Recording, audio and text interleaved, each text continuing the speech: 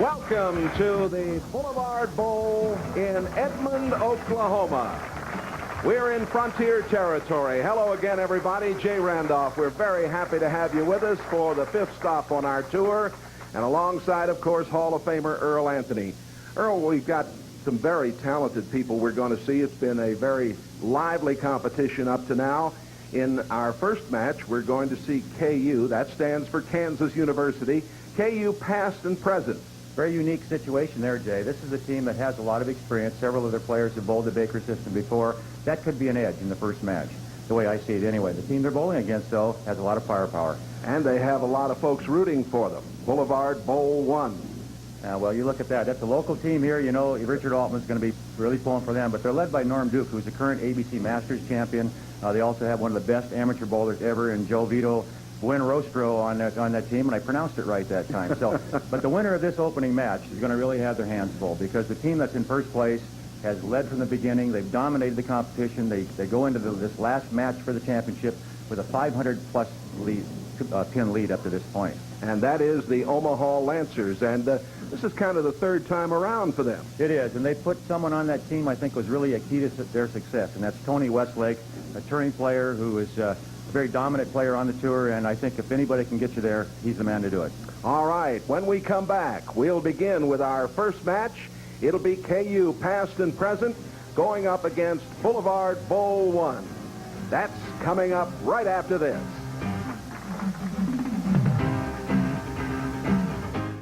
Here with this first match, KU past and present, Boulevard Bowl 1.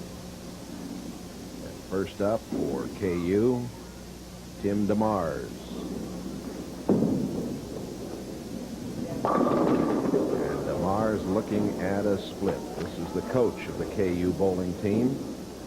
Yeah, that's a tough break right out of the box there, Jay, to start with a 4-9, and he's going to try to slide this 4 across into the 9 pin. And, this team, a unique situation for us, Jay. It's the first time we've had a team that actually represents a major university bowl in the World Team Bowling Challenge, and it should be interesting because they're familiar with this format. Oh, and what a pickup. Great shot. That's a tremendous start there. That's the kind of thing that can pick up a team right off the bat. Now the Boulevard Bowl 1. First for them, Michael Ratliff. Michael's just 18 years of age. A little high. Everybody a little nervous. Television lights, first frame, just starting. And for those of you who have watched this before, you're familiar, obviously, with the format. You know what the Baker system is, and that's the format we're bowling under. It's 2 games, total pins to decide the match. The Baker system is quite easy to understand. You see the number on the front of Mike's shirt there, that 1-6. That means he bowls the 1st and the 6th frame. You'll see someone with 2-7, meaning they bowl the 2nd and 7th frame, and so on down the line. The only bowler on the team that bowls more than twice in a given game is the anchor man, because he'll bowl all of the 10th frame.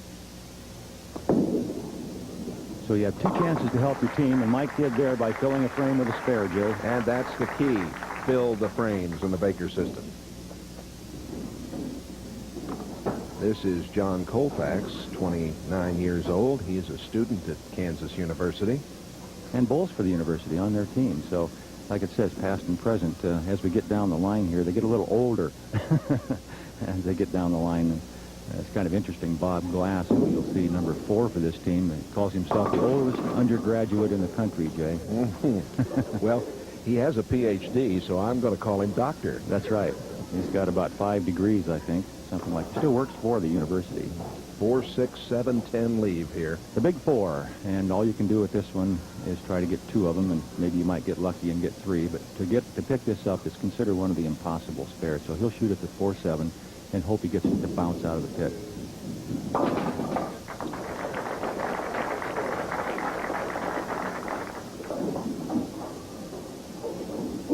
And now for Boulevard Bowl.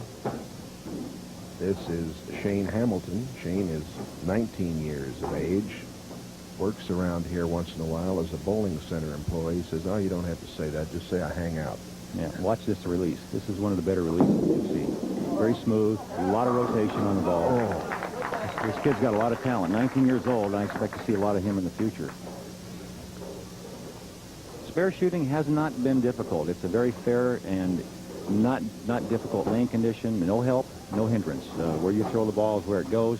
A lot of oil down the lane for quite a ways, so the ball shouldn't have any problem skidding cross lane into the 10 pin. Go hard and straight, like that.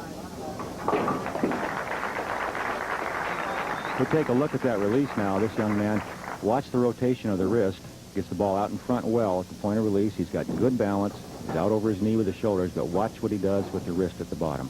Around the side, you see it coming, then lift straight up the side. That doesn't spin the ball. That just creates a real heavy roll from right to left, north to south.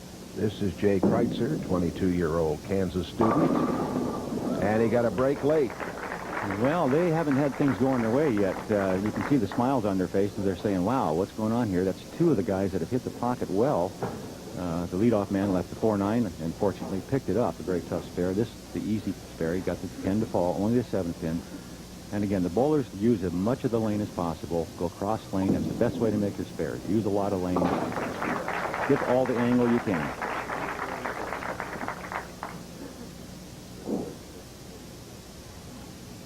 There you go, Jay. You can come out with Joe Vito. What's his last name? Well, he likes to be called Buen Rostro. Okay. We call him just Joe Vito, don't we, over the years? Everybody that knows much about amateur bowling knows who this guy is. And look at that. A dandy strike for Joe Vito from San Antonio, Texas. For the last 10 years, Joe has been known as one of the best amateur bowlers in the world, and this is why. He keeps the ball in play, throws a lot of rotation, and gets a lot of good results like that. Now for Kansas, Bob Glass. Dr. Bob Glass. Dr. Glass. And he gets them all. Hit him thin and watch him spin, and that's what Bob did. This is something Billy Whaley used to say, and I've never forgotten it. He'd say, hit him thin and watch him spin. Get that head pin going to the wall and mix them up. Here's Brian Berg for Boulevard 1, pro shop owner. Won 2 PBA regional titles. Nicely done. Actually, he owns a pro shop right here at Boulevard Bowl, so he's very familiar with the bowling center and knows his way around here. And probably the most nervous person in the building right now would be Richard Altman, the owner here, because he's watching one of the 3 teams he had in this tournament that finished in the top 10, and they have a chance to win this and go to Reno. The familiar figure of Brian Goebel with a strike for KU past and present. Brian, he lives in Merriam, Kansas, over in the Kansas City area, and there's Norm Duke. 2 of the more talented bowlers in the country, bowling anchor for their respective teams. Norm Duke, as I mentioned earlier, the current American Bowling Congress Masters champion. This little fella packs a lot of power, but he doesn't get the 7. Looked like he lost his balance at the foul line a little bit on that one, Jay. His foot slipped. He got his heel down early. It looked like it slipped on him, and that's why he didn't get through that ball well. You can see Norm shaking his head a little bit. Didn't like the release, and we'll take a look at that. Now watch at the foul line. He seems to try to catch his balance here. Watch his sliding foot kind of go out from under him just a little bit. Right there. He's falling off to the side, and you see how he's off balance there? That's not Norm's normal release. There's his normal release right there. Smooth. We'll return with more of the Brunswick World Team Bowling Challenge right after these messages. 28-year-old Tim DeMars, Overland Park, Kansas. Strike for DeMars and the KU past and present team. These are 2 very talented units that we're watching. And we've talked about it. Excuse me. We've talked about it before, too, Jay. They're not only talented, but they're observant. You watch all the players down there. None of them are looking away. They're not looking in the crowd. They're not looking at the score sheet. They're watching everybody throw every shot because they know after this first game, as you well know, they are going to switch lanes. So they want to know how the other lanes are reacting as well as their own. That one got away from Ratliff a little bit. Mike is a student at the University of Central Oklahoma. So 2 teenagers. This has been the team. Excuse me, Jay. This has been the only really difficult spare the players have had this week. Anything on the right-hand side that has the 2 and the 6 pin in it has been tough. This ball wants to slide and then hook sharply on the back, so you have to be careful. That was well done.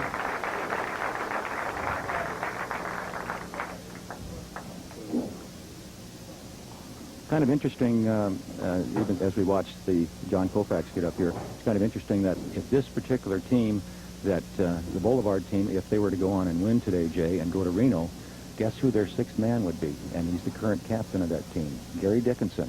My, now, Gary can't be here today because he's trying to make the telecast.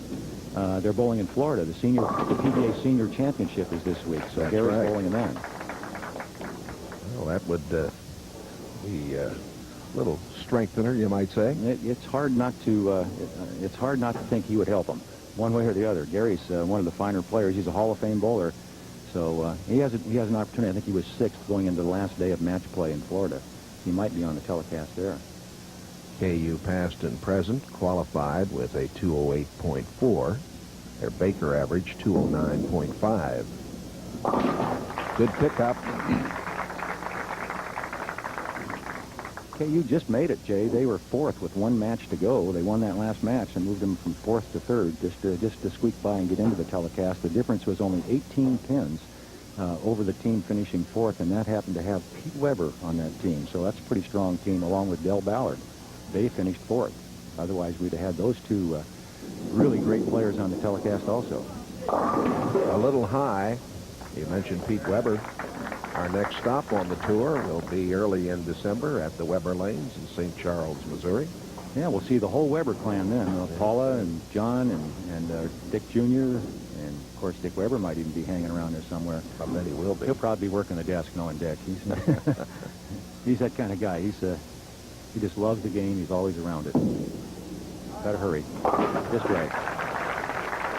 Cover no spares that I said were tough. They're making them look easy, Jay. And right now, Boulevard Bowl up 2. Very tight match.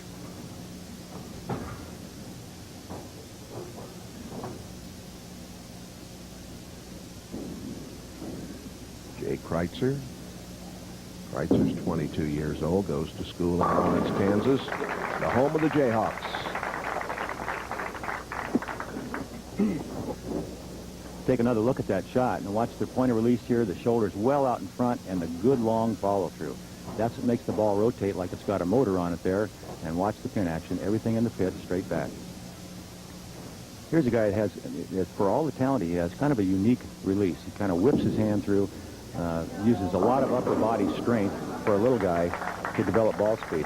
And he actually gets to the line a little bit sideways and then squares his shoulders up right at the end of his release point. That's hard to do. It takes tremendous timing to be consistent. Joe Vito, 36 years old,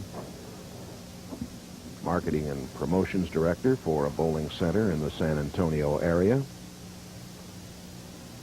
87, he was the ABC Bud Light Masters qualifying leader. Oh, all right. Thought they got away from him just a little bit, but it hung on. Yeah, Joe makes it exciting sometimes, but he's a great spare shooter. Bob Glass, as we mentioned, a PhD, an economist, and he's doing research work at the University of Kansas these days. He's won 5 PBA regionals over the years. On another split for KU past and present. And this one, the 4-6-7, all you can do with this one, especially since you're on a strike, is to try to get the 2 pins on the left side, the 4-7. And again, hopefully something will bounce out of the pit. We'll take another look at that shot. You can see this ball never really got out to the right where he wanted it. It hooked early, went through the middle of the head pin, and not much chance of anything happening good there.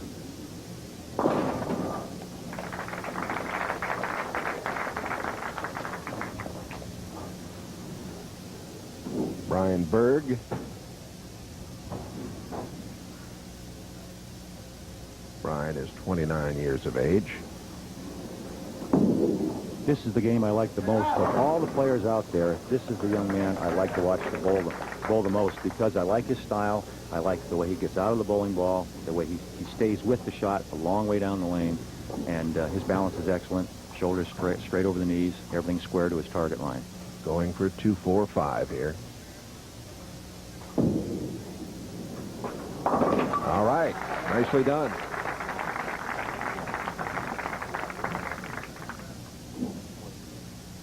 Brian Goebel for the KU past and present team. Brian trying to salvage something for his team here. Keep them close. Keep them close the first game. Most of our matches, as we've seen last year and already this year, as you well know, Jay, are decided in the second game because the players switch lanes. That change of lanes seems to make a major difference in how they score. And whoever adjusts the quickest, you might say, I guess, and actually reads the lane the fastest, generally wins the match. So if they can just stay close in the first game, anything can happen in the second game. Brian has 2 PBA national titles to his credit. Brian, one of the hardest workers on the PBA Tour. He really studies the game, and he knows his game very, very well. And what that means, he knows what he's capable of, and very seldom will he make a mistake that is out of his style of play. He won't try something that he knows he's not capable of doing, in other words. Earl, we've seen an inordinate amount of splits on this lane 37. I think the lanes are changing just slightly, and by that I mean as the balls are being thrown over and over. All these players, as you know, are very good players. So they're all playing basically the same point on the lane because that's where the lane lets them play. So by doing so, the ball is picking up oil, moving it out of the first 15 to 18 feet of the lane, which is the head area. When that happens, the ball tends to hook earlier. You can't move out of that area, so what you do is you either loft the ball a little bit or you throw it slightly harder. Here's a guy that's as good as anybody at doing just that. And he's got an opportunity with that strike and a couple of more to really put his team in very good shape. Norm Duke not only is a very successful bowler as a professional, but he's a very intelligent bowler. And he has a lot of instinct in his game. And by that I mean he feels the lane. He feels what's going to happen out there. He makes a lot of adjustments at the foul line. He's not afraid to try almost any type of angle on the lane or release because he's capable of playing them all. He's worked, again, another very hard worker, much like Brian Goebel. He really knows his game. He knows how to play this game very well. A real student of the game. Oh, yes. He's feeling it early. He really grew up in this game. I mean, from a very early age, he was around the bowling alley. Well, there, you get a look at the heavy roll, the ball, very little deflection, and enough from that angle, which is deep inside. Norm is playing deeper than most of the players, more toward the center of the lane. He still has enough carry power or hitting power with the ball to carry out the 10-pin. Won the 91 PBA George Young High Average Award. Boy, oh boy. Nice way to finish, and happiness reigning right now. 209-188 after the first game. Boulevard Bowl up by 21, and we'll be back here in Edmond, Oklahoma right after these messages.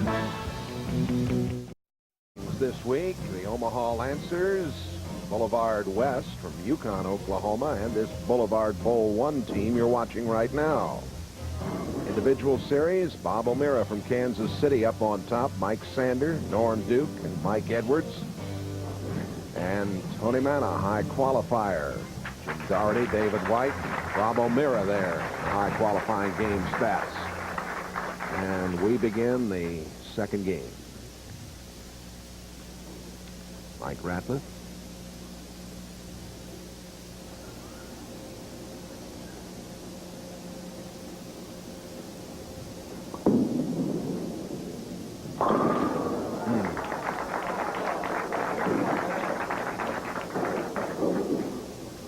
Good start there, Jay. You made the observation, and it was very good, that the University of Kansas team had trouble on lane 37 here with the ball going through the middle of the head pin several times. And remember, they were high in the pocket early in the match. Right. Had a couple of splits. Right there. This is their leadoff guy, and the reason he's bowling leadoff is because he can adjust to the changing lanes very well. So, bad shot there. Let it get away from him. So they got him up there to see what that lane is like. Then he'll come back and sit down, and they'll talk to him. They'll say, what, did you make a good shot? So on and so forth. If he did, they know where to play. See, he's talking there right now.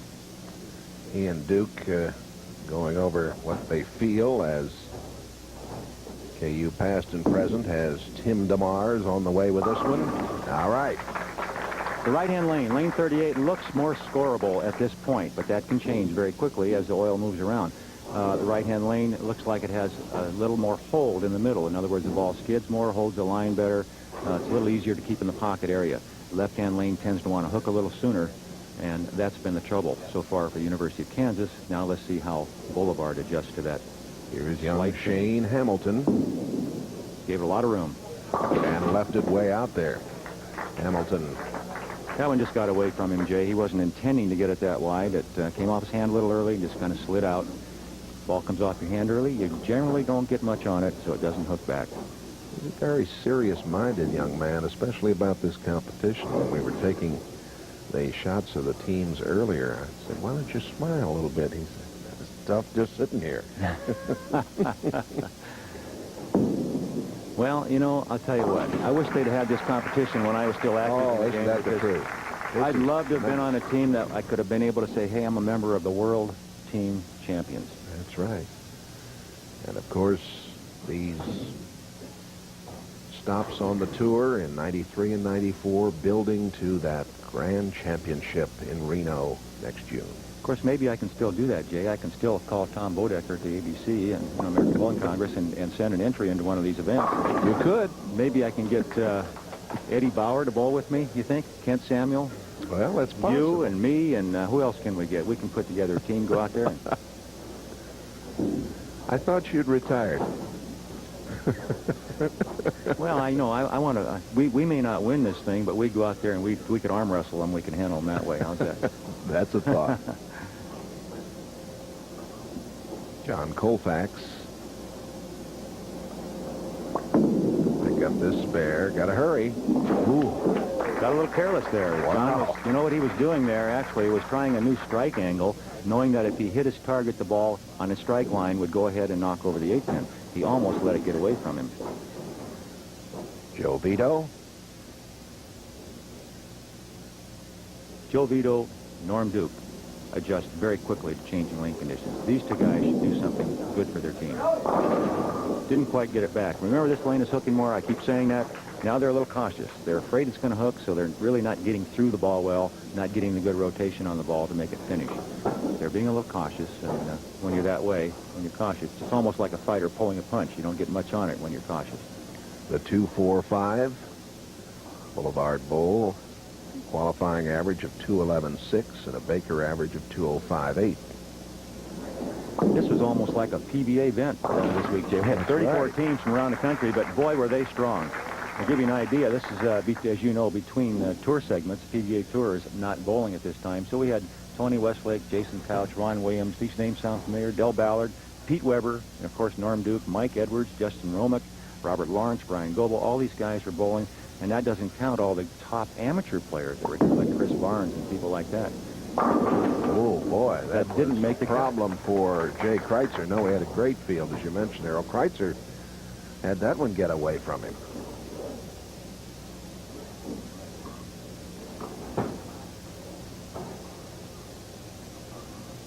Easy spare. This is a good opportunity to line up on your strike shot. Instead of trying to cross over the head pin, which most players would do, he might try to line up for the strike and try to hit the head pin on the right-hand side. Well, he played it careful. Well, we hope you're enjoying the Brunswick World Team Bowling Challenge, the 5th stop on the tour, coming to you from Edmond, Oklahoma. We'll be back to Edmond right after this. Boulevard, Brian Berg. This is a great game. This young man has just a wonderful, wonderful game. He gets to the foul line in perfect position. We'll take a look at it. Now watch this. Watch the wrist rotation and watch the balance. He never moves off that knee. He stays right there, chases the ball down the lane with his hand. That long follow-through creates all that rotation. And that's the result you get. When you do it right, you get good results.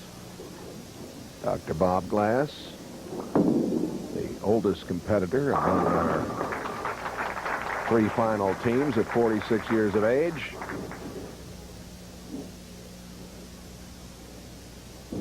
Now here's Mr. Duke. Close match, Jay. Yes, it is. Anything can happen. Here's an opportunity for Norm to double up for his team here and get him really going good in this final game of this 2-game match. Uh-oh. You know, it's kind of interesting. Between games, Norm Duke came over and talked to you and I, Jay, and he mentioned that the left lane was hooking more and he was going to make an adjustment on it, and here he is. First shot on the lane, goes up and throws it through the nose. And so, the 410. 410, a tough spare. He's going to try to slide the 4 into the 10. We take a look at the qualifying average, and there's Norm Duke right on top. Mm-hmm.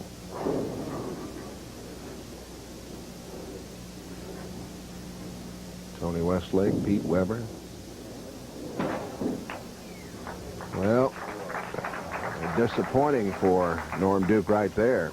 Well, his teammate left the 4-pin, missed it on the left, and Norm in the opening frame, and Norm is standing there watching that, and then he gets up and misses the 4-pin by almost going in the channel, so he didn't pay much attention to that shot, I guess. And let's see if Goebel can do some damage here. Yes. Just a workmanlike job. He gets up and does it. That's why he's a 2-time national PBA champion, and he's looking for another one, Jay. We were talking earlier, you and I, and he said, I'm not in the Firestone tournament, or not the Firestone anymore, but the Tournament of Champions, and he says, I have to win, get back in there, and I'm going to do it this winter. That would be nice. He's a really nice young man. Michael Ratliff. Well, Michael hasn't learned much. He made a good shot opening the match on that lane. His first shot left the 4-pin only and then missed the spare. This is a much more difficult spare. Obviously, you see the 3, the 6, a lot of ways to miss it and just a couple of ways to make it. He has to be careful that it doesn't hook on him, and he chops the 3 off the 6.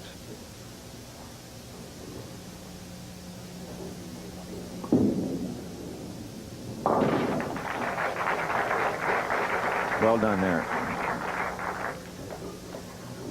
The University of Kansas, very experienced at this format. They played the Baker system throughout their careers as collegians, especially the 2 young men that are currently on the Kansas team.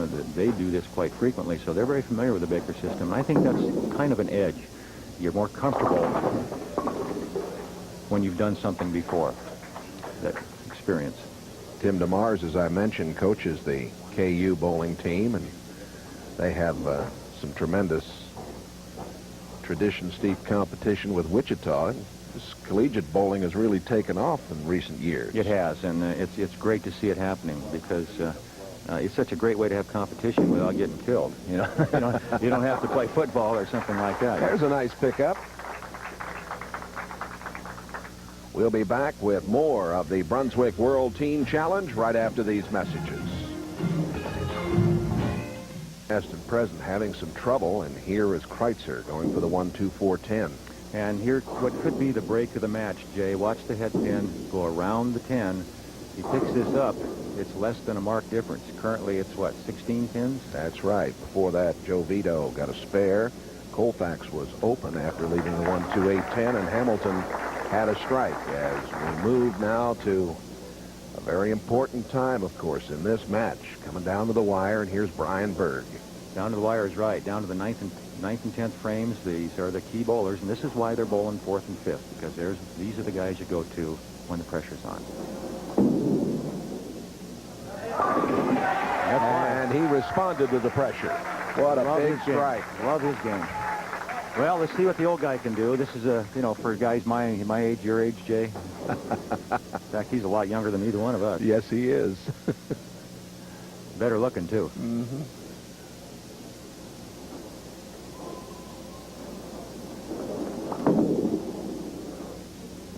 Well, there's how you do it. Bob Glass gets them all. And there's a lesson that can be learned right there. And when the lanes are hooking, you let it hook. When the lanes are slick or they're not hooking, you go more direct. You don't try to force a hook, and that's what the other players do. See how direct he goes with this shot? He doesn't circle way wide and expect it to come back.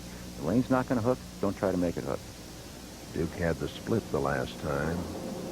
His team up by 16. If he misses anywhere, it'll be right this time. That's flush. Didn't miss with that one. That is the most important strike of the match right there. Well, with his experience, his ability in match play, he's one of the best heads-up match players in the country, in my opinion. And Norm is not going to make a mistake that's going to cost his team this match. He's going to make a move, which he did. He went deeper in the lane. You see he gives the ball plenty of room. If he misses, he's going to miss to the right and have a makeable spare.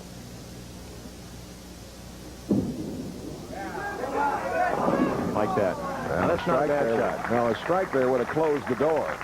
It's still not a bad shot. It puts a lot of pressure on, of course, Brian Goebel, who's anchorman for University of Kansas. But Norm didn't get the real bad count. He'll cover this spare, and then it'll be up to Brian.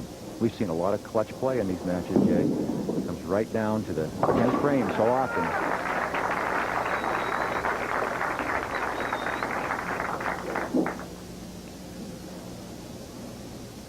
Brian Goebel knows what he needs to do.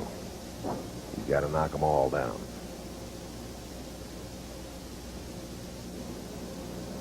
Got to go direct. Can't hook it. That's a great shot. What a sensational shot under the circumstances. He's been sitting there watching his teammates leave those balls out to the right. You know, I've talked to a lot of the bowlers in this situation, and they feel more pressure right now than they would if they were bowling individually because they've got 4 guys depending on them. So Brian, you can see the look in his eye. Total concentration. Has to have this. Needs another strike. Here we go. Oh, well, that's it. It is all over. Boulevard Bowl 1 defeating KU past and present. But what an exciting opening match we've had. And look at Norm Duke's team sitting on the bench. They're not real. You can see that they're emotionally drained. That was just a great match. It was good, 2 very strong teams going at it head to head. So we have Boulevard Bowl moving into a match now against the Omaha Lancers.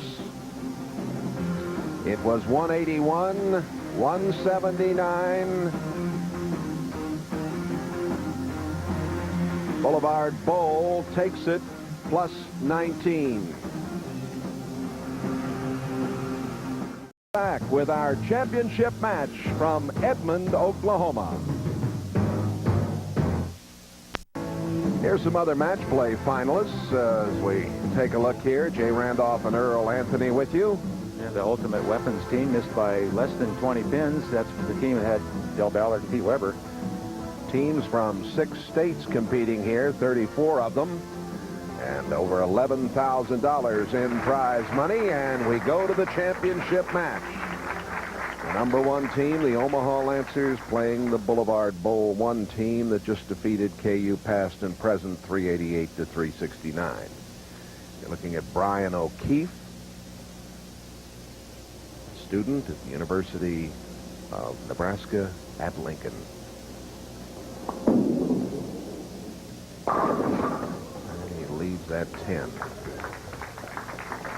This format we've talked about already. You know what the Baker system is, and the fact that after the first game they'll switch lanes. So it's 2 games, total pins wins the match, wins the championship at this point.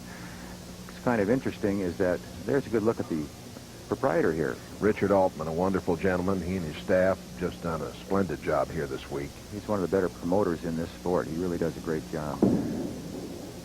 But what I was going to mention is that the team that's higher in the standings and gets their choice of starting lane. So obviously here the team that the Omaha Lancers were the leading qualifiers, so they decided they wanted to start on 37, which means they'll finish the match on lane 38.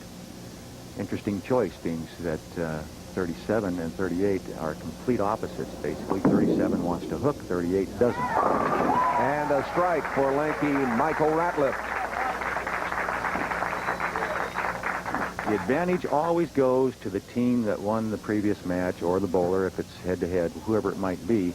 In this situation, that would be Boulevard Bowl number 1, because they've already bowled a match, they've won it, they're acclimated to bowling on the television in front of the cameras. This team is going to waste 5 frames just getting comfortable. Great strike for Tony Manna. Tony's a student at University of Nebraska Lincoln. They teach him well there. You know, one of the guys that really does a lot of help with the bowling up in that area is former, I think still PBA member, Bill Straub. And he's a PBA champion. And Bill, a great instructor. He's taught a lot of the lady bowlers in that area, the collegiates, how to play the game, and they've been very successful on the national collegiate scene. Manna had a 300 in qualifying here. Shane Hamilton. Oh, looking at all these strikes, let's remember $25,000 for a 300 game. The first 300 game. The first 300 game, correct. And that is from our friends, of course, at the Reno Bowling Stadium. Mike Sander. Mike's from Omaha. A lot of talent here. This guy can really bowl. Take a look at this.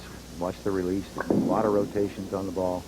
And as soon as I said that, he hits the nose. That's typical Earl Anthony right there. There's the qualifying and the Baker system scores, Jay. Omaha Lancers, as you see, dominated this tournament all the way through. They were 6-3 in match play, and Boulevard Bowl and KU past and present were 3-6. It was a high-scoring tournament. The scores, obviously, a lot of talent in this field. It's a very strong field. So the scores were a little higher than normal, and that's the reason the teams could make it without winning a lot of matches. They just knocked down a lot of pins. Even though they didn't win their matches, the pinfall is more important in the Baker system than actually winning the game, because you only get 15 bonus pins for winning a match during the qualifying rounds of match play, whereas you can shoot a 230, 240 and pick up a lot of pins in a hurry that way. Joe Vito with a strike. Well, they came to play this game, didn't they? This doesn't even look like the same team that won that first match. A big start for Boulevard Bowl 1, and we'll be back right after these messages. Here is Tony Westlake. It's our first look at one of the premier players on the PBA Tour. That's probably why, right there. Just gets right up there and gets the job done. Tony Westlake, he's won several tournaments on the tour. He's just an outstandingly steady type player, just a grinder. Tough to beat that kind of guy. Keeps the ball in play, always in the pocket area. Brian Berg trying to keep this string of strikes going for Boulevard 1. All right.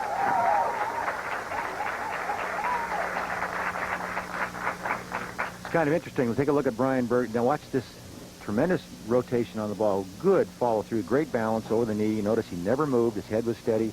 And there's the good result. 8 years, Gary Dickinson's been teaching this young man how to play this game. And obviously he's been very successful. Kevin McCurr, a little high and a problem. A lot high and a big problem, Jay. That's very costly at this point. When the other team's throwing nothing but strikes, and we've talked about it before, you have to fill frames. This guy is a tremendous player. Kevin has been around for a long time. He knows how to play, and especially in this particular bowling center here at Boulevard, he's probably more successful here than any other bowler in the field. He's won a lot of amateur events and pro events here.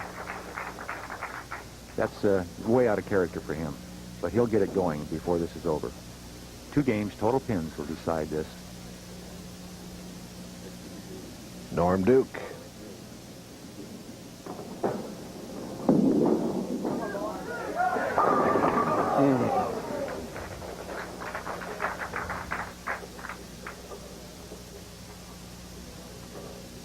Good shot there by Norman. He's already thinking about the next time he's going to bowl on that lane. He's thinking of what he's going to do, what kind of adjustment he's going to make. He made a good shot there, left the 4-pin, a little high in the head pin, so the next shot he plays in that lane, he'll either have more speed, a little more loft, or he'll change his angle slightly. But he will make an adjustment. Well, there's a sigh of relief from the team, the Omaha Lancers, who've led this thing almost from the first shot, and now find themselves about 41 pins in arrears, only 5 frames into the first game of this 2-game match. So they're happy that the other team has finally stopped striking. And Brian O'Keefe comes through with a strike.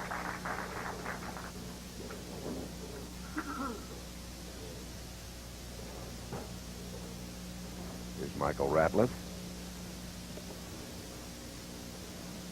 He looks about the age of that number on his shirt when you look at him, Jay, but he can sure bowl. Yeah, he actually is the youngest of any of our competitors that I mentioned, although when you look at him and Shane Hamilton together, these 2 teenagers on this team, Hamilton even looks younger than him. I know. That's a sign of old age, Jay, when they start to look, when they're 18, 19, 20, and they start to look 12, 14, 15. Cross lane at the 10-pin, a lot of ball speed. You don't need to hook it, just hit it, which he did.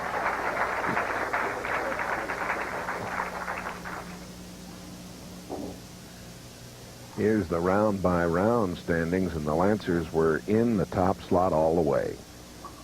And they just continued to pile up that lead. It started out, actually the 6th game of qualifying, this team bowled 12-40. Now that's a tremendous score. That's a 248 average per man, 1 game. And that's really when they jumped out way out in front ended up leading the qualifying by a little over 200 pins, and then just built on that to end up, after match play in the Baker system, they had a 500-plus pin lead. They never looked back. Who was it? Satchel Paige, the one that said, never look back. That's who it was. Someone might be gaining on you. Well, they never had to worry about that. They could look back and they couldn't see anybody. They were so far out in front.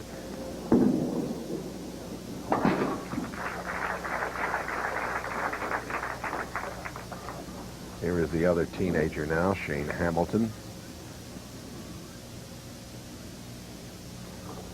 You can see in the fundamentals of these young players, and by that I mean how they get to the foul line, the balance at the foul line, the good rotation, the head steady, the shoulders over the knee, all the good fundamentals, excuse me, are from the instruction that they're getting nowadays. There's a lot of good instruction going on in the country. And a lot of good young players. Yes, sir. We'll return with more of the Brunswick World Team Bowling Challenge, the 5th stop on the 93-94 tour. We'll be back in a moment. That's the number to call. And here is Mike Sander. He's a director of marketing for a computer software company in Omaha. They're down by 40. Careful. Well, he got a little bit of a break there. Could have been a lot worse. That pin sliding across could have kicked out the 6-pin, and he'd had the baby split. Much more difficult than the 3-6 pin. This, of course, is a 2-game match here for the championship, and the winning team gets $2,000, all expense-paid trips to the Grand Championship in Reno, the championship rings from keepsake, and the Lynn shoes for each team member. Lane 37 still seems to be the one that's the most difficult, and that's why Omaha Lancers decided to start on that lane and finish on 38, which is the easier lane. They're just hoping right now that Boulevard Bowl, team number 1, doesn't get too big a lead before they switch lanes here. Joe Vito, Win Rostro coming up a little short with that one. Joe has that unique style of play. Kind of whips it down there. He does, yeah. He uses his upper body a lot. It's almost like he's not flexible from the waist up, so he just kind of turns his shoulders, points his left shoulder, then squares him back up again.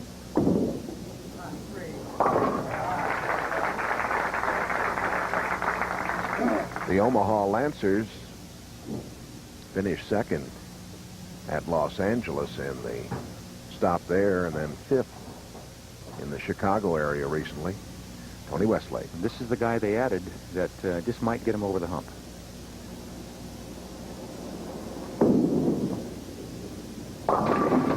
Not up there, though.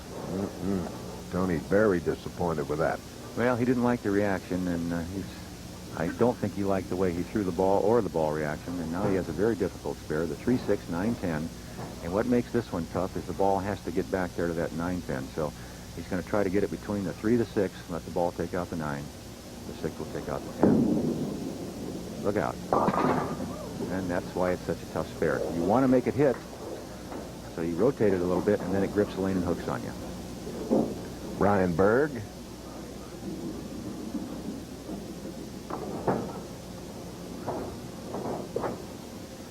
You know, I said Dickinson was teaching this young man to bowl. I told you the wrong guy. It's actually Michael Ratliff that he's been helping a lot. And, you know, I looked down there and I forgot who was bowling when. Well, I imagine Dickinson helped a lot of people in this house over the years. You can count on it. Gary's a nice guy, a Hall of Fame bowler, and you know, I mentioned he's in Florida right now. And I'm sure he's going to be interested, probably making a phone call when this is over to see who won and how they did.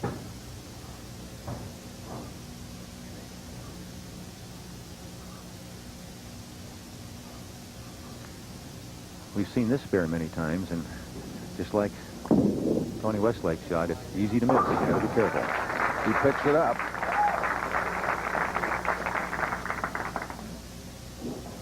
$56-pin lead. There's David Roach, the general manager of Boulevard Bowl. And again, I want to thank Mr. Altman and David and all the staff here.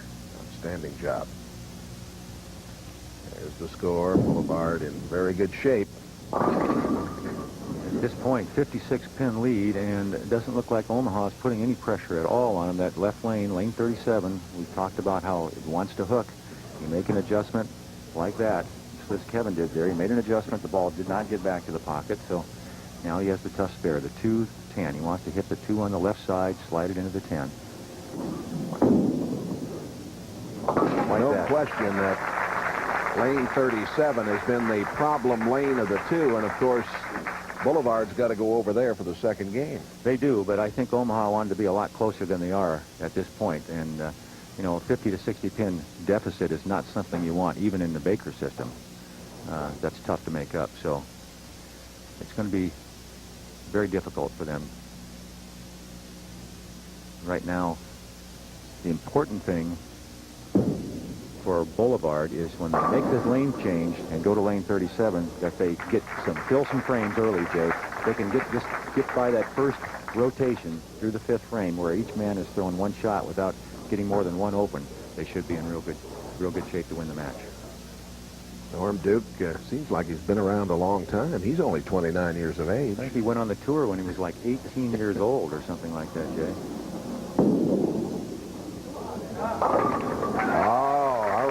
Looked a little short for a moment. Yep, got get the him job watch done. him spin, Yep. and that's the idea. That good rotation, that's something Norm can do as well as anybody, is get the ball to rotate on the end and just get enough of the head pin to get him mixed up. He wants that. He wants the other lane racked so he's not looking at a spare down there. And they're obliging him. Obliging him is correct. Chance for a very strong start here.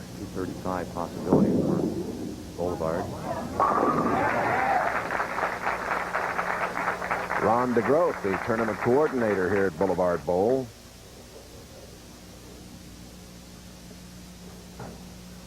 We've seen Norm do this a lot over the years, Jay. When You're you not need him, kidding. he gets up there and he throws it in the pocket. Just as he did in the first match. He got the double in the 10th. Or actually, he got the first strike in the 10th to give his team a double to win that match. Well, a nice way to finish it off. This first game, it's been all Boulevard.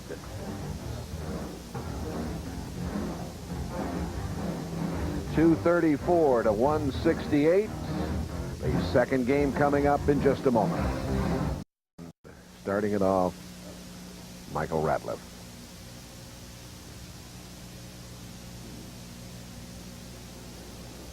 This Boulevard team very much in the driver's seat, but you never know. Yeah, we made the lane change, so let's see how they handle it. Well, he can't do better than that. Oh, it's a great start, this young fella. He's impressive. 18 years old. Probably his first time on television. I didn't ask him. I should have. But in all likelihood it is, and you can see how nervous he is. And he's glad that one's over with. Boy, is he. Brian O'Keefe for the Omaha Lancers.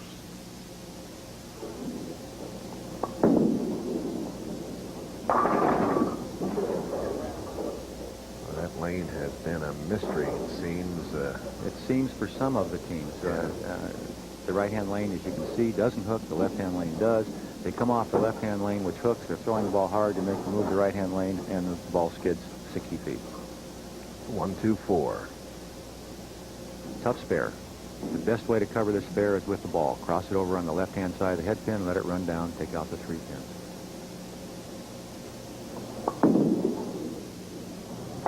Just like that.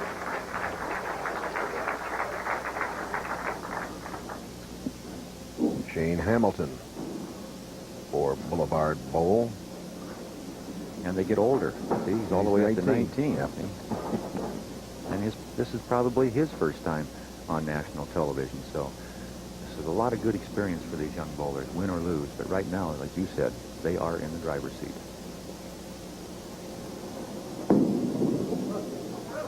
And Got him. break. Got the big break. They were rooting crossover. Brooklyn. Take another look at it here. Watch this. The ball gets down early. He, I'm sure, is not happy when that ball left his hand. He knows it's going to go high. It crosses the head pin. Take a look at his eyes. All right, I'll take it. That's That's great camera work there. Take a good look at it. Tony Manna with a strike. They need a lot of those, Jay, and if we're going to get back in this match, we've talked about in the Baker system, anything can happen, but it doesn't look like Boulevard Bowl #1 is letting up. They started with a double, and as they go down the line, you've got people like Joe Vito coming up, Michael, you know, I mean, this is Norm Duke, people like that. They're not going to let up very much, so Omaha's going to have to throw a lot of strikes. $25,000 for a 300 game, and another strike. Our friends at the Reno Bowling Stadium, they're offering $25,000 for that 300 game, the first 300 game here. And of course, when we get to the Grand Championship next June, there'll be $100,000 for a 300 game. How'd you like to be the guy bowling fifth and you need 3 strikes in the 10th with 4 guys sitting on the bench saying, come on, I want my share. I want that 20 grand. Get up there and throw me 3 strikes.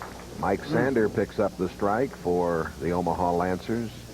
The Lancers, their 3rd time in this competition. As I mentioned, they were 2nd at L.A. and 5th in Chicago. It may end up being a boulevard of broken dreams, though, for the Omaha Lancers. I like that. Where'd you come up with that one? I just found it somewhere, I guess. Boy, oh boy, Boulevard Bowl. Well, last time they started the first game of this match, they started with 4 in a row. Norm Duke got up there and left the 4-pin. He's the guy that you go to in the clutch, and he's the one that left the 4-pin. Let's see if they can get by Norm Duke. Maybe they can shoot 300 if they can get by their best bowler. Money Westlake. That's right there. Well, they're hanging on, Jay. Unfortunately, as the frames go by, you just run out of room. Here he is, the current ABC Masters champion, the defending American Bowling Congress Masters champion.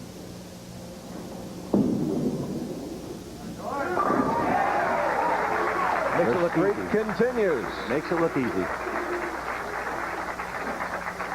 A little guy with a lot of ball, a lot of courage. Kevin McCurr owned 5 PBA regional titles. Won the 91 PBA Resident Pro Championship. And down they go. Well, sometimes when you're so far behind, it makes it a little easier and you start stroking better. The lead is 76 for Boulevard Bowl, and we'll return right after these messages.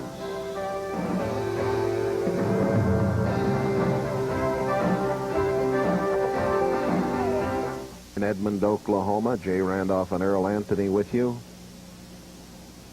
Michael Ratliff trying to keep the strike streak going. Oh. Well, now the folks in Reno can breathe a little bit easier. $25,000 for the first 300 game, of course. As we mentioned, throughout the rest of our tour. Hope to see many of you that first week in December at the Weber Lanes in St. Charles, Missouri. Okay.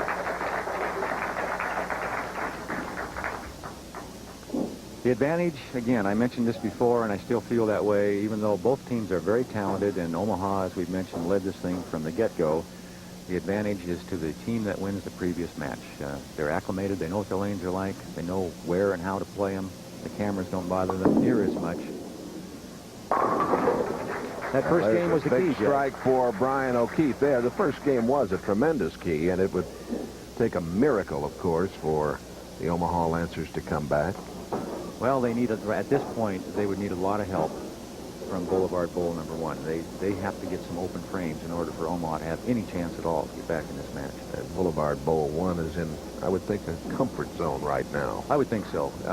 They are not even thinking 300 anymore, so that's another pressure that's off their mind. Just keep the ball in play like that. Boy, these youngsters are doing rather well. I'd say so. It'd be nice to be 19 and have a game like that, huh? Tony Manna.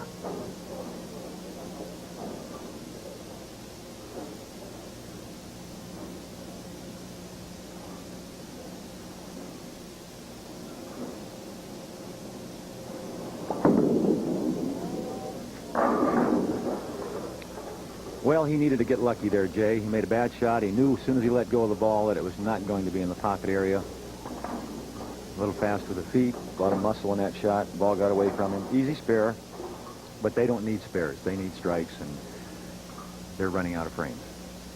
Simple as that.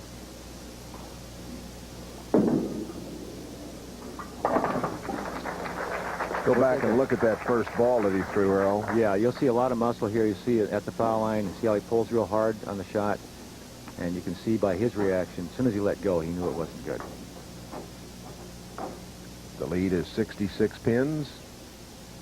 Watch his shoulders at the foul line here as he squares it back up. That's what we're talking about when it says leads with that left shoulder. Oh, and they all go down. Last two out were the 4-9. Yeah. Things are going well right now for Boulevard Bowl number 1. And I'll tell you who's really happy in this crowd. That's Richard Altman. There's a look at it. Watch the last two pins, the 4 and the 9. They're the last two to go. There's the 4, and there's the 9. Tilt. Mike Sander has it on the way. As so often happens in the sport of bowling, or in any endeavor, it is a contest of any kind. When you dominate, it's hard to get yourself prepared mentally, I think, for that one championship match. That bowling always has a sudden death format on television. You see it so often on the Professional Bowlers Tour. That's right. The leader might lead the tournament by 300-400 pins and then lose that one-game match. It happens, and that's part of the game, and we're all aware of that before we enter the tournament. We know it's part of the game, but it doesn't make it any easier. And right now, the Omaha Lancers team, who, as I mentioned earlier, led this tournament by over 500 pins, now sitting on the bench wondering where it went. We had it in our hand, and we're going to lose it in one 2-game match. Ryan Berg, 10 pins.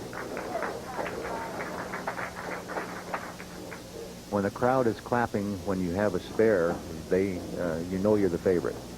Well, there's no question this team is the favorite. 4 of the 5 fellows live here in Edmond. The other fellow, Joe Vito, of course, from down in San Antonio. The hometown favorites against the home cooking and the pleasant surroundings of... Sleeping in your own bed helps a little bit. That's right. Westlake. Well, there's no quit in Tony Westlake. He's going to keep firing right up to the last shot, so you know he's going to give it his best effort, and he's kind of surprised at that ball reaction. That wasn't supposed to hook, and it did. That lane has played some tricks on him. It has, and, you know, it was kind of interesting in our first match. The Kansas University team struggled on the left-hand lane, and then when they moved to this lane, they got even worse. So it was kind of an interesting thing. On the other hand, the Boulevard Bowl just got stronger and stronger and stronger. A 77-pin lead. And this is a very dominating performance by Boulevard Bowl 1. Well, all the champions so far that are going to be that we've had the good fortune to televise all these regional events, and each winner has been a totally dominant team like this team is. This is a very strong team, so we're going to have a great championship round in Reno. The Grand Championships next June. And down it goes. Look at Berg. The competition is going to be unbelievable. And look how happy those two young guys are on the end of the bench there, 18 and 19 years old, and they're thinking, wow, we're going to be bowling for the World Championship. Yes, the sir. Brunswick World Team Bowling Challenge. See those bright lights in Reno. Well, that's the way it will end with a 10-pin standing, but a tremendous performance by the Boulevard Bowl. Speaking of international events on qualifier.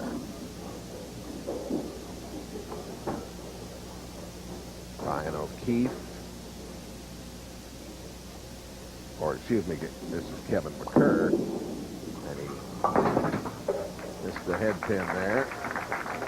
Just kind of finishing it out now, yeah. and as we always see, and it's always worth mentioning, I feel, Jay, the good sportsmanship that you see immediately after Norm Duke finished with his 10th frame for the winning team here. They all were congratulated by the Omaha Lancers team. The Baker system providing a lot of opportunity to celebrate, and the final 485 to 402. A tremendous victory for the home team here, you might say. Boulevard Bowl 1. We'll be back to talk things over and pass out the goodies right after this.